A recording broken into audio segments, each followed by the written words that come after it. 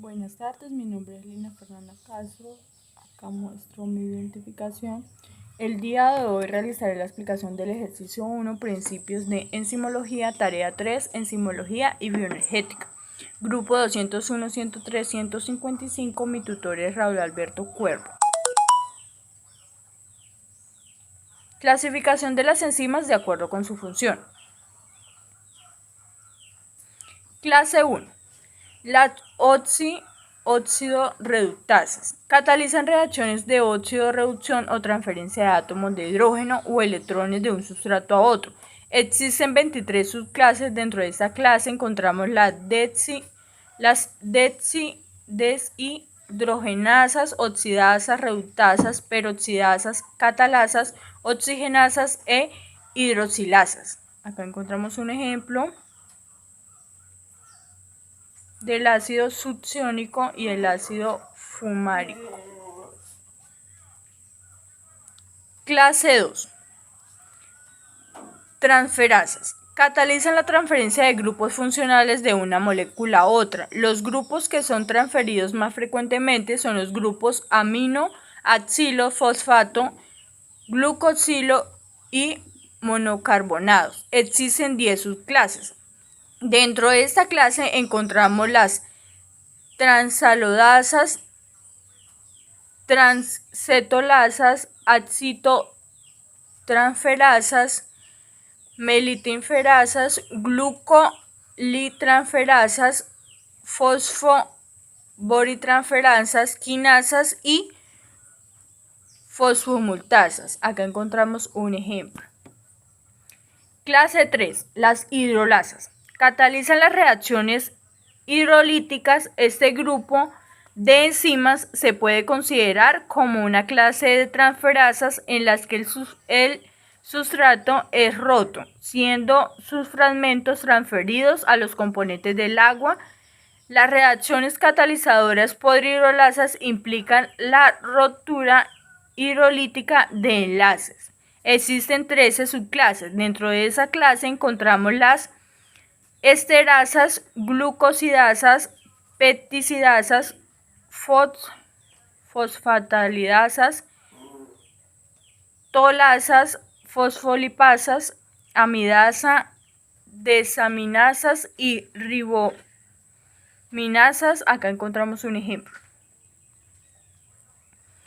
Clase 4.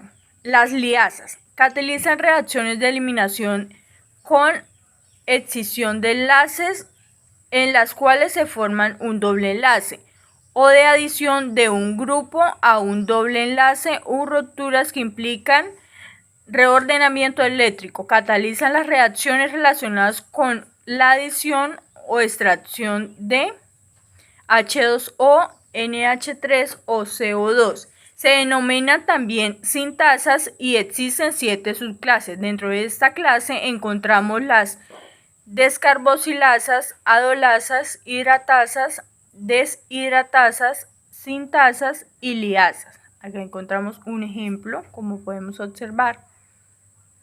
Clase 5. Isomerasas. Catalizan reacciones de isomeración, es decir, de reordenamiento intramolecular, por lo que no afectan a la composición atómica del sustrato. Existen 5 subclases. Dentro de esta clase encontramos racemasas, epimerasas, somerasas y mutasas. Acá encontramos un ejemplo, como podemos observar en la presentación. Catálisis enzimática. Tipos de catálisis enzimática, sitio catalítico e interacción enzimática, sustrato y tipos de inhibición enzimática. Catálisis enzimática. La catálisis enzimática es un proceso en el que la enzima reacciona con otra molécula conocida como sustrato. Esta catálisis de reacciones químicas reduce la energía de activación EA, que luego proporciona suficiente energía para que las moléculas reactivas formen una nueva sustancia.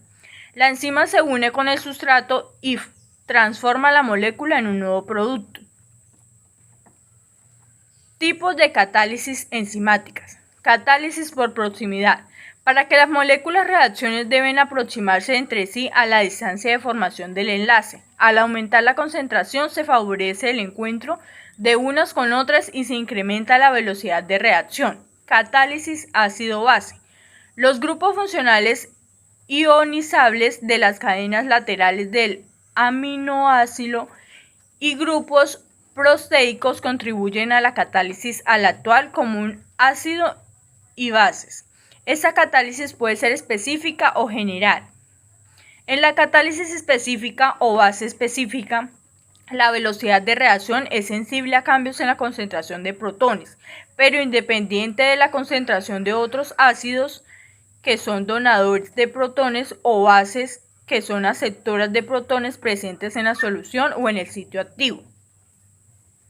Catálisis por deformación. Las enzimas que catalizan reacciones líticas en las que se requiere romper un enlace covalente generalmente unen sustratos en una conformación algo desfavorable para que el enlace que experimentara la ruptura, la deformación resultante alarga o distorsiona el enlace elegido, debilitando y haciendo más vulnerable a la ruptura. Catálisis covalente. El proceso de catálisis covalente tiene que ver con la formación de un enlace entre la enzima y uno o más sustratos.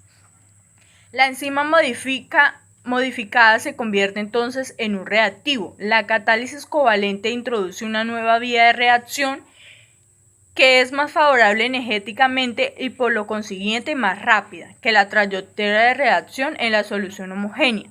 No obstante, la modificación química de la enzima es momentánea. Al complementarse la reacción enzima vuelve a su estado original no modificado. La catálisis covalente en común entre otras enzimas que catalizan reacciones de transferencia de grupos. Sitio catalítico. El sitio o centro activo es la zona de las enzimas en la que se une el sustrato para ser catalizado. La reacción específica que una enzima controla depende de un área de su estructura terciaria. Dicha área se llama sitio activo y en ella ocurren las actividades con otras moléculas. Debido a esto, el sitio activo puede sostener solamente ciertas moléculas. Las moléculas del sustrato se unen al sitio activo donde tiene lugar la catálisis. Interacción enzima-sustrato. La interacción entre enzima y sustrato se realiza a través de enlaces de la naturaleza débil entre la molécula de sustrato y el centro activo. En cuanto a mayor sea el número de esos enlaces, mayor será la especificidad de la enzima y mayor también su capacidad de discriminar entre dos sustratos estructuralmente próximos. Tipos de inhibición enzimática. Existe una serie de sustancias llamadas inhibidores que inhiben o anulan la acción de las enzimas sin ser transformadas por ellos. Su estado resulta de gran utilidad a la hora de comprender los mecanismos de catálisis, la especificidad de las enzimas y otros aspectos de la actividad enzimática. La inhibición enzimática puede ser irreversible o reversible. Esta última comprende a su vez tres tipos de inhibición: competitiva, incompetitiva y no competitiva. Inhibición irreversible. Algunos inhibidores se cambian de modo permanente con el enzima uniéndose covalentemente a algún grupo funcional, esencialmente para la catálisis, con lo que el enzima queda inactivado irreversiblemente. El estudio de este tipo de inhibidores ha resultado de gran utilidad para identificar los grupos funcionales esenciales para la catálisis en aquellas enzimas a los que inactivan. Este tipo de inhibición se conoce también como envenenamiento de la enzima. Inhibición reversible. Los inhibidores reversibles se combinan transitoriamente con el enzima, de manera parecida a como los hacen los propios sustratos. Algunos inhibidores reversibles no combinan con el enzima libre, sino con el complejo enzima-sustrato. Se distinguen tres tipos de inhibición reversible. Inhibición competitiva. Inhibidor es una molécula cual presenta un cierto parecido estructuralmente con el sustrato, de manera que puede competir con el acceder al centro activo, pero que no posee ningún enlace susceptible de ser atacado por la enzima del inhibidor de esta forma, con el enlace libre de un complejo enzima inhibidor de características cinéticas análogas a la del complejo enzima sustrato, pero que lógicamente no puede descomponerse a continuación para dar la enzima libre a los productos. Inhibición incompetitiva. El inhibidor no se combina con el enzima libre ni afecta su función al sustrato, sino que lo hace con el complejo enzima sustrato, dando lugar a un complejo inactivo enzima sustrato, inhibidor que no se descompone posteriormente para dar lugar a los productos. El inhibidor se coloca próximo al centro activo situado de tal manera que impide físicamente la salida de los productos. Inhibición no competitiva. El inhibidor puede combinarse con la enzima libre o bien con el complejo enzima sustrato, interfiriendo en la acción de ambos. Los inhibidores no competitivos se unen a un lugar de la enzima diferente del centro activo, provocando una alteración que dificulta bien la formación del complejo enzima sustrato o bien la descomposición de este para dar lugar a los productos. Explique la cinética de Michaelis-Menten y el diagrama de Lieberman-Burr. Cinética de Michaelis-Menten. La cinética de Michaelis-Menten describe la velocidad de reacción de muchas reacciones enzimáticas. Recibe ese nombre en honor a Leonard Michaelis y Maud de Menten. Este modelo solo es válido cuando la concentración del sustrato es mayor que la concentración de la enzima y para condiciones de estado estacionario, es decir, cuando la concentración del complejo enzima-sustrato es constante. Acá podemos observar el diagrama de velocidad de reacción y la constante de Michaelis-Menten. Diagrama de Lieberman-Burr. En bioquímica, el diagrama de Lieberman-Burr se emplea como herramienta gráfica para calcular los parámetros cinéticos de una enzima. La ecuación de la cinética de Michaelis-Menten es la que podemos observar en la presentación. Al invertir la ecuación y reagrupar los términos se obtiene una ecuación de forma y igual a mx más b, como se observa a continuación, donde b es la velocidad de reacción, qm es la constante de Michaelis-Menten, Brmax es la velocidad máxima y S es la concentración del sustrato. Se puede apreciar que 1 sobre B corresponde al eje de las ordenadas, 1 sobre S corresponde al eje de las abscisas y la recta ajustada tiene pendiente igual a km sobre velocidad máxima y la ordenada de origen es 1 sobre velocidad máxima. La representación gráfica de Lieberman-Burr permite identificar el km y la velocidad máxima. El punto de corte con el eje de ordenadas es el equivalente a la inversa de velocidad máxima y el de las abscisas es el valor de menos 1 sobre km. ¿Cómo se construye? Para obtener una línea de recta a partir de los datos cinéticos que se obtienen experimentalmente se debe seguir un procedimiento como el que se describe a continuación.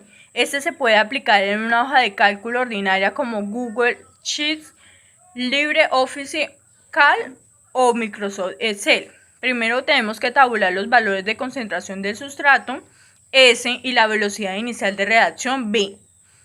2. Calcular los recíprocos 1 sobre S y 1 sobre B y tabular los valores. 3. Construir una gráfica de dispersión 1 sobre B versus 1 sobre S y extender el eje de las abscisas hacia el segundo cuadrante. 4. Ajustar los puntos a una recta. 5.